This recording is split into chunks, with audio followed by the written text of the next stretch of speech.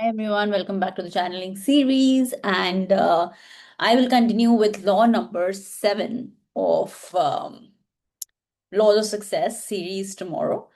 But today, again, I had this, very, very strong message coming in for all of you, and I thought that I have to share it with you, right? So, there was this one particular person actually who asked me, I everything is perfect in my life, right? And I don't need healing, or like, how do I know if I need healing? Something like that, right? Something to that effect. And that is what actually brought this message in for all of you, right? What, why do we need healing? What is healing, right? Healing is basically bringing about some sort of a change, right? From whatever is happening in your life. And if you don't like it for whatever reason, it could be emotional, it could be your health, it could be your finances, it could be anything, right? And you want to bring a positive change, you want something good or better than what's happening, right? Now, sometimes the process can be so different, right? We don't really know. The same healing for one person can be absolutely different. The process, the changes, and some for someone else it'll be different, right? However, I was telling that person that healing doesn't necessarily have to be to change something bad, okay? Or something that's not good, right? It's not always that. It's also about growth. It's also about change, right? So you are at a certain level, like you're like things are working out for you, and you're probably not able to move forward for whatever reason, right? Or it could be that you have good health, right? And you want to maintain it, right? You want we have to go to the gym, right, to maintain a health. So healing can also be looked at in that sense, in that way, right?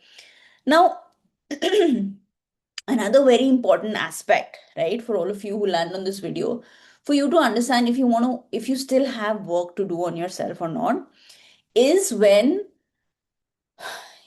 is the number of triggers you get in a day, right? Somebody said something to you and you felt bad, you got hurt, right? Mm, or on, and not just known people, anybody and everybody has that power to make you feel hurt, right? That's your I would say cue to understand that there are boundary issues, number one, and number two, that if we keep getting triggered, and when I say triggered, it's not just somebody said something and we became very angry. What we think about it, we spend days over it, we're spending months, spending years, we stop talking to people, right? We cut off from people. And I'm not saying cutting off is not correct or whatever, but cutting off and then emotionally marinating in that hurt, that's a big trigger, right? Or reminiscing, or constantly thinking about the past, thinking the glory was in the past. I don't know what's happening in my life now. If any of these things are happening in your life, this means you need to work on those aspects, right? Where is it that those trigger, and what is a trigger in that sense? One of the reasons for a trigger is that when somebody says something to you and you feel um an intense negative emotion, ask yourself, how old am I becoming with this emotion or with this trigger, right? How old am I becoming now? Yeah. Because many a times it's that inner child who didn't feel whatever emotion that it wanted to feel at that time.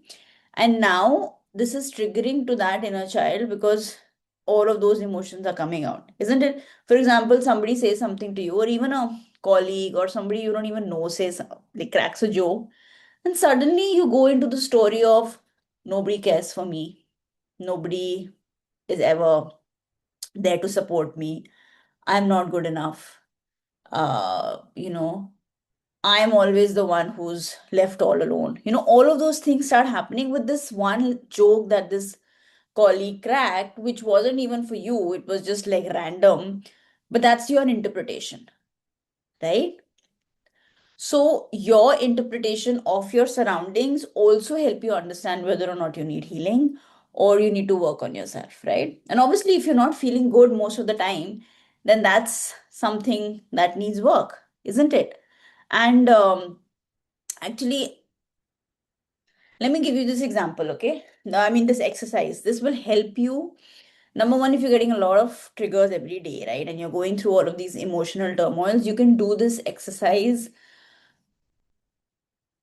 and see changes in your life, right? Number one is whatever is happening, first of all, look at it. So, for example, somebody said something, right?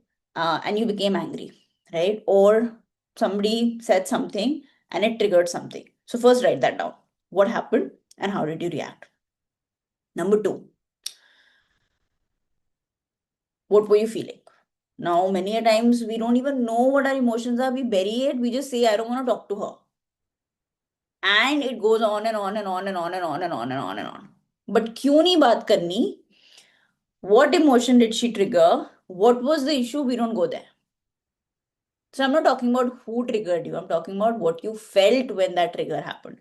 Write that down. Anger. It can be many emotions. Anger, frustration, hurt, all of that. Write that down, right? Number two. Number three is what is the story you're creating? What is the story that you're creating? How does that make you feel? Do you feel worthless now? Do you feel like nobody listens to me? Do you feel like I'm all alone? Do you feel like nobody loves me? Do you feel like I'm worthless? Whatever story you're making in your mind, write that down.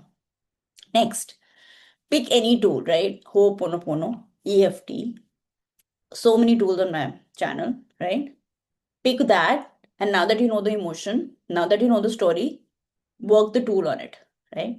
Half an hour, 20 minutes, 1 hour, whatever. Do it for a few days, right? 21 days. Same emotion, same energy, same story. Heal it, work on it, right? 21 days. Next step, work on releasing it for 21 days. You'll be very tempted to pick more stories, to pick more people. No, work on that story, work on that emotion. Yeah. And if you need more days, take more days. And now, after 21 days, now I want you to, if you're still talking to that person, then you have had enough time now that you can respond. You no longer react. You are moving your, this is the healing process. You're moving from reaction to responding. Now, you don't have to, but if you can or if you want to, you can respond to that person, right? Because now, after such a gap, the emotions that will come out will be something that even the other person will understand or receive, right?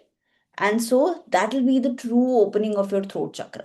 Where not only are you communicating, but you're communicating in a way that the other person can receive it.